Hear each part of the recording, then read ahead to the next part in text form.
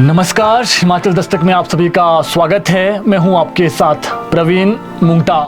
हिमाचल में 31 जुलाई की वो काली रात कभी भूले से भुलाई नहीं जाएगी। उस रात देवभूमि हिमाचल के 55 लोग कुदरत की विनाश लीला में लापता हो गए। कुदरत और काल ने उस रात न छोटे बच्चे देखे न कोई और, जो भी उसके सामने आया उनको तिनके की तरह बहा के ले गए, जिनमें से आज 21 दिन बीत जाने के बाद भी कई शवों का सुराग तक हाथ नहीं लग पाया है। यही पता नहीं चल पा रहा है कि लोग गए कहाँ। उफनते खड्ड और नदियां शवों को कई किलोमीटर दूर तक बहा के ले गए हैं। ऐसे में शवों को ढूंढने में काफी मशक्कत करनी पड़ रही है। जो लापता लोग मिले भी हैं, उन शवों को उफनते खड्ड और नदियां त्रासदी स्थल से कई किलोमीटर दूर तक बहा के ले गए हैं। बाद में नदियों ने ही शवों को किनारे पर जाकर अपने तेज वेग के शांत होने के बाद बाहर उगला है, जिससे कुछ शव मिल पाए हैं, जबकि अभी भी 17 लोग समेत से लापता है। उस रात सबसे बड़ी त्रासदी हिमाचल की राजधानी शिमला के रामपुर में आई थी। रामपुर के समेज में उस रात 36 लोग एक साथ बह गए थे, जिनमें से अभी तक 19 शव बरामद हुए हैं, जिनमें 14 शवों की शिनाख्त हो पाई है, जबकि 5 शव मिलने के बाद भी उनकी पहचान नहीं हो पा रही है। 5 शवों की शिनाख्त के लिए परिजनों के डीएनए सैंपल लिए गए हैं, जिसकी रिपोर्ट आने में अभी कुछ दिन और लगेंगे। उसके बाद ही इन 5 शवों की शिनाख्त हो पाएगी।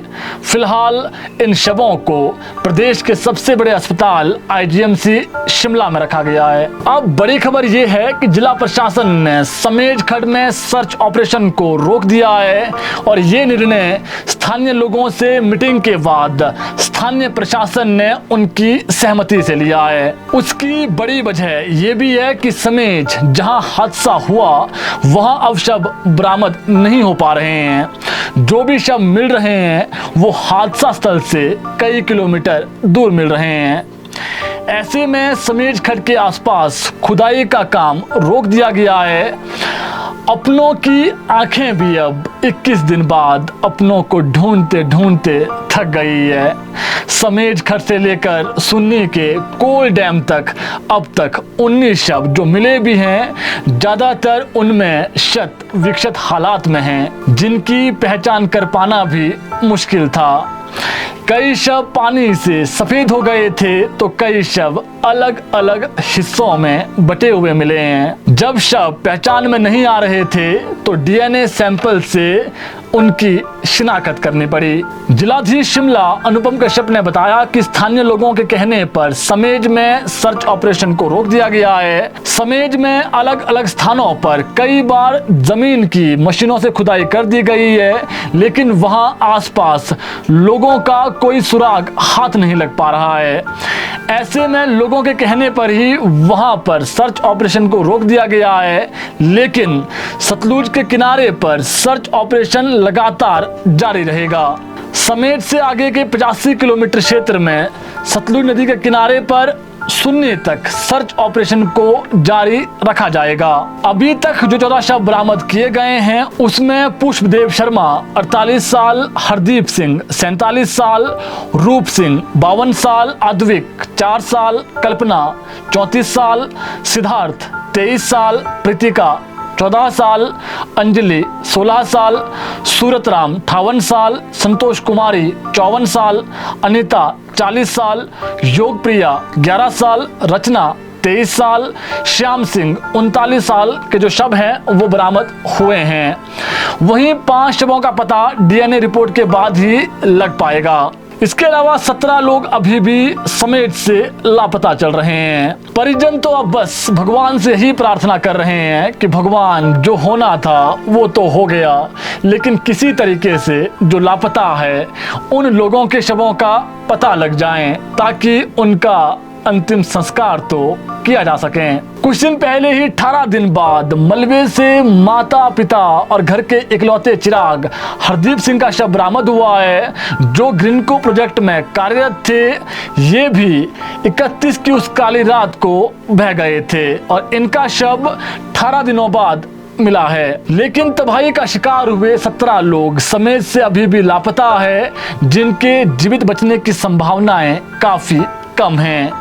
अब भरी हुई आंखों से अपनों को ढूंढ रही अपनों की ही आंखें बस ये टकटकी लगाए हुए हैं कि कोई चमत्कार हो जाए और कोई ना कोई तो जिंदा मिल जाए।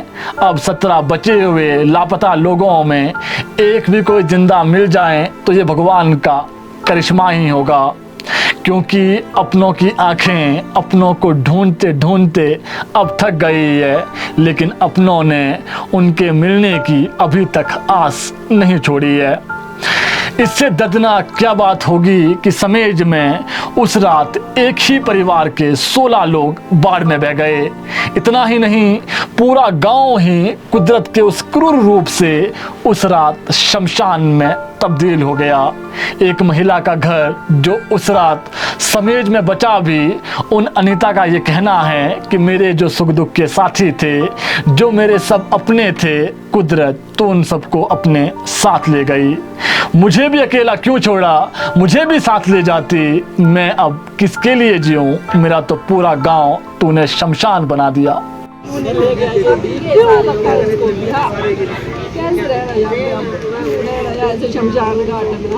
वहीं जो स्कूली बच्चे 31 जुलाई के दिन स्कूल गए हुए थे और शाम को छुट्टी होने पर जो बच्चे घर आ गए थे, उन हंसते खेलते 8 बच्चों को भी काल ने उस रात नहीं बख्शा, उनको भी अपने साथ ले गया।